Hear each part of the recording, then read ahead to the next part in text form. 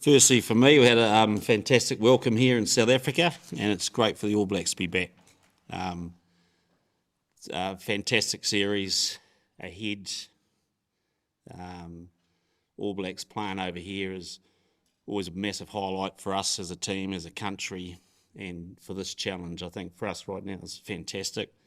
Starting a rugby championship where, excuse me, lost my voice this morning. Starting a rugby championship where I think it's a big one for the Southern Hemisphere countries. You know, I think we've had a July series that clearly we didn't get what we want against Ireland.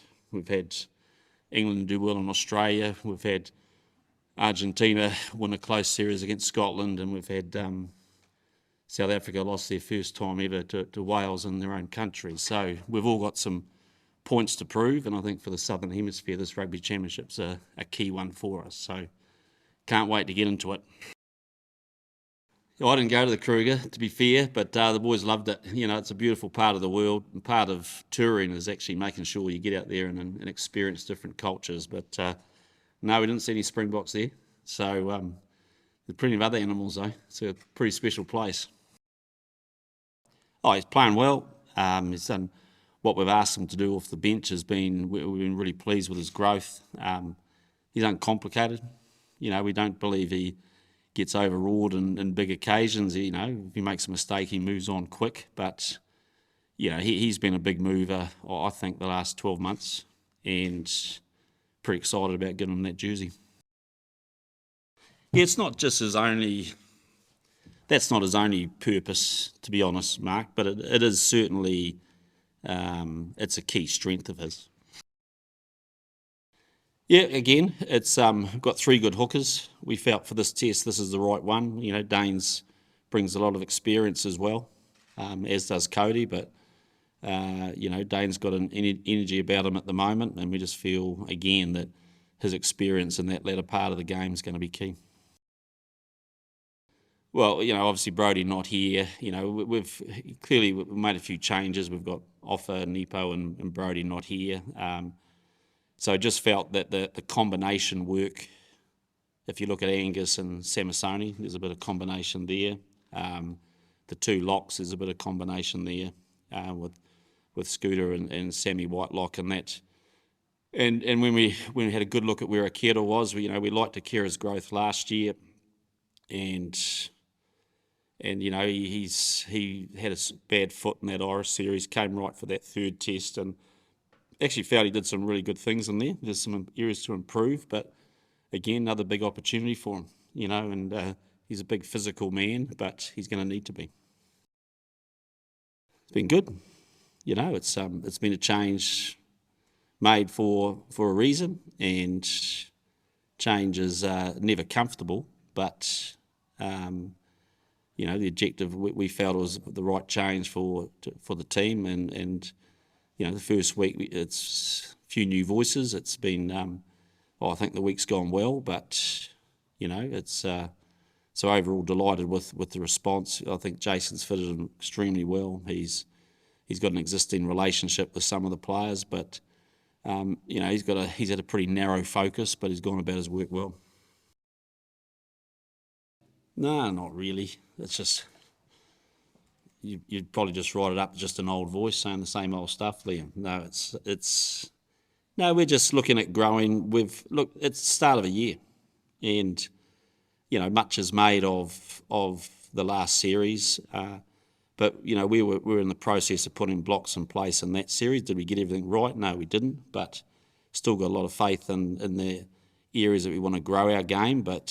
And you know, there are definitely some tweaks in the attack area that we are working on, but some of them are just highlighting some focus points within our game that I just don't think we got right in the last series. And so it's not a matter of bringing in 10 new things. It's probably a matter of bringing a couple in and then maybe honing 2 or 3 things that we wanted to do anyway but didn't do that well.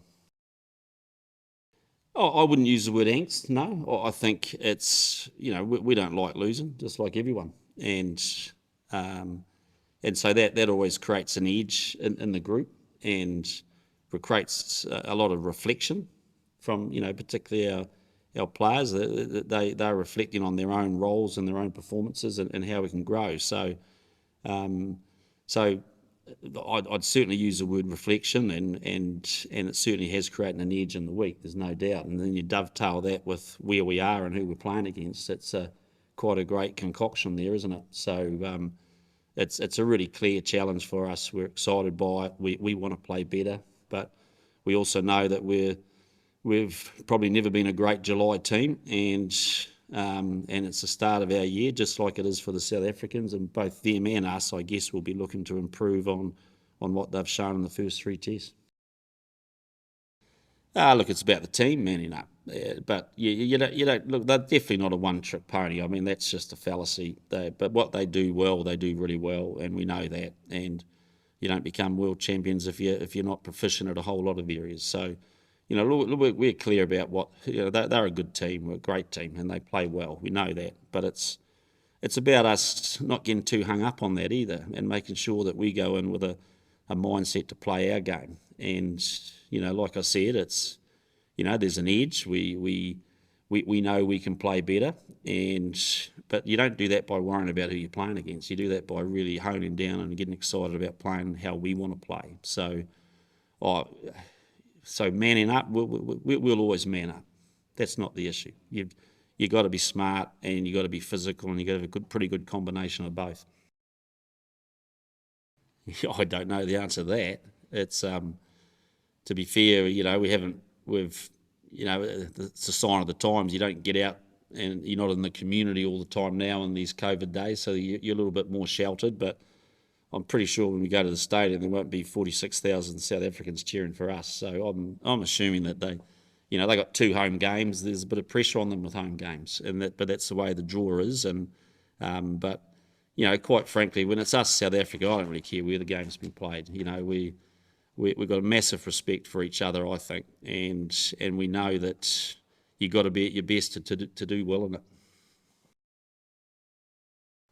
Oh, I don't see 2 strategies to be honest. I see one strategy that they want to play you in a number of different ways, and it's not like they'll play one strategy for the whole game. Like that's they'll have they'll have 2 or 3 variations about how they want to play, and so we know that they'll try to play us wide off certain types of setups. We know they'll try to play us aerial, and they'll try and play through us. So that's what happens when you play great teams, and that's the key, is not going and over exaggerating one facet of the game. You've got to knock back, because then they'll move to another, and hopefully that's what we've got to get good at too. We've got to get good at if they nullify in a certain area, we've got to make sure that we're smart enough to switch our game. So that's all part of it, and you do that by growing confidence and growing understanding of our own game, and that's really been one of our main focuses this week. Well, look, it's great having him back. There's no doubt there's a few niggles that kept a few people out in July, and he's one. Shannon Frizzell's another. Probably Akira a little bit the other. But in Caleb's case, it's he's got a hamstring. He's an absolute fidget. He can't keep still. He's always dancing or bouncing or doing something, which is probably not the best sort of personality to deal with a hamstring. So we've sort of put a leash down, tied him on the ground, and told him to sit still for a while. But he's ready to go. He's feeling good. He's infectious, but he hasn't played international rugby for a long time. And through the way that the decisions that were made with him last year meant he basically sat in hotels and did nothing for about 4 months. So the key thing for him is just to come back and put a smile on his face and let him be himself. But he's a quality winger. He loves. We need to get the ball in his hands, and we need to get him involved. And if that happens, then there'll be a few more good moments and bad ones, I think. Not a lot, really. But in terms of the changes, I don't think Faf coming back in is a change.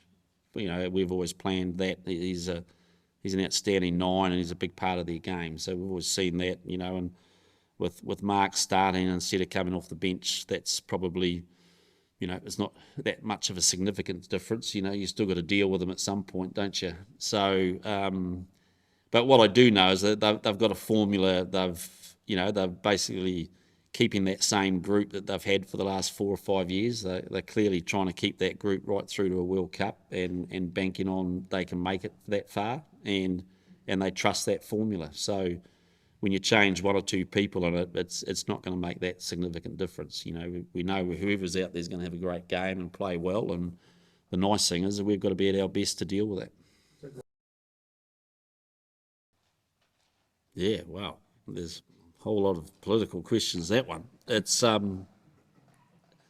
personally, do I miss playing South Africa? Yes, I do. I think it's great for us. I loved it in Super Rugby. Like I keep coming back to the fact there's different styles, but great rivalry, intensity. They're all things that you want to have to hone your players to become better and better. So, clearly COVID has changed a heck of a lot the last 2 or 3 years, hasn't it? And countries have made different decisions. But, what I will say categorically is I just think it's vital for New Zealand and rugby and South Africa to stay tight in their rugby relationship. And it's, we've done, there's so much legacy and history in this relationship that we just got to make sure we keep it strong. And I guess our jobs as coaches and players is make sure we go out there and do that legacy proud with the way both teams play.